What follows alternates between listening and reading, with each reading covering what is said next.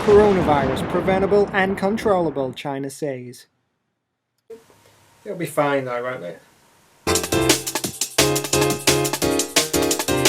Coronavirus cases jump in Iran and Italy. Wow, this has gotten serious. Coronavirus UK lockdown extended for at least 3 weeks. How will people cope with not being able to go to the pub? US reports more than 1,000 coronavirus deaths for 4th consecutive day. Jeez! UFO investigator says woke aliens have already dealt with racism. Finally, some good news. So it is the height of summer in Japan. I'm here with my iced barley tea trying to rehydrate because I can't have the fan on in this room because it'll disturb the recording. So if through this video you see my t-shirt turn a darker shade of orange, then I'm sorry about that and I apologise. Yep, so contrary to that intro, I have been lucky enough to experience new things in Japan this year, and I want to share this year's knowledge in this video to bust some myths about Japan. Japanese people eat sushi every day. Whilst it is the most renowned Japanese food, I really doubt everyone eats it every day. I think to say that would be to overlook all the other great Japanese foods.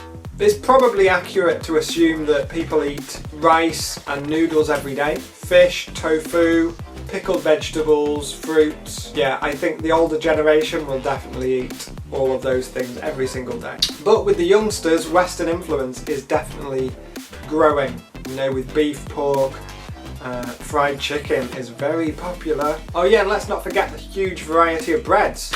It's infuriating that melon pan isn't even melon. If you're visiting in the summer and want cooling down, I recommend some soba noodles, or if you want warming up in the winter, get some oden. It's like a Japanese broth with lots of nice vegetables. Really healthy. The ultimate comfort food. Japan is expensive. Well, the big cities are as expensive as any other big city. Fuel is cheaper for me than in the UK, and transport is reasonable, I would say. Shopping can be cheap if you eat Japanese foods, but if you eat a lot of vegetables, even if they're seasonal or not, they can be very expensive. Where else can you spend hundreds of pounds on a square melon? I think it's partly to do with Japan's need for perfection and their obsession with use-by dates. But that suits me. I'm always the one who can buy the cheap brown bananas. Cherry blossom season is the best time to visit. No. Don't get me wrong, it's still a great time to come and visit, but it will be more overcrowded because people like to visit then, and also Japanese get Golden Week as well around that time, so everyone is on holiday.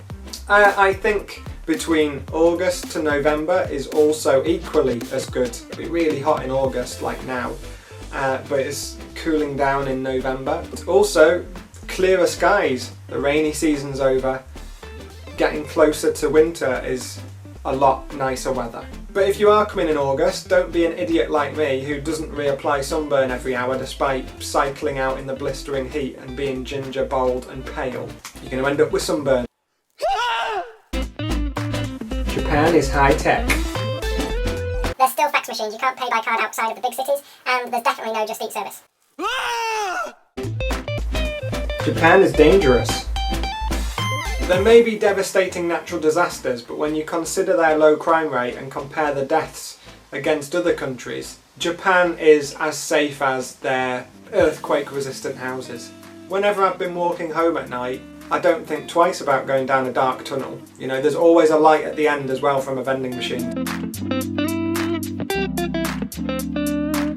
I suppose what I've learnt the most this year is that Japan is becoming more and more similar to the West. The things that we think are weird about Japan are often blown out of proportion by Western media, or maybe it's Japan trying to establish its own brand. Like, remember the bagel head trend? involves injecting saline into the forehead and then sometimes putting a depression into the bulge in a way that comes out looking like a bagel or a donut. Most Japanese people had never even heard of it, but still our newspapers called it the new Japanese trend. I'm off my food now.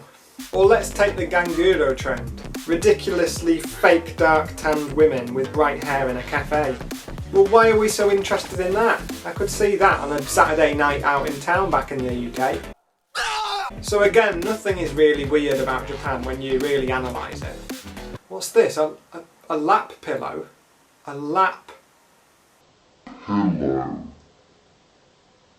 Okay, some things are weird. I guess what I'm trying to say is Japan's attraction comes from its surface level cultural differences, but if you scratch below the surface, you'll find stark similarities to your own. So that's the end of the video. Thanks for watching. Please like, subscribe, and tell me your thoughts about Japan in the comments below.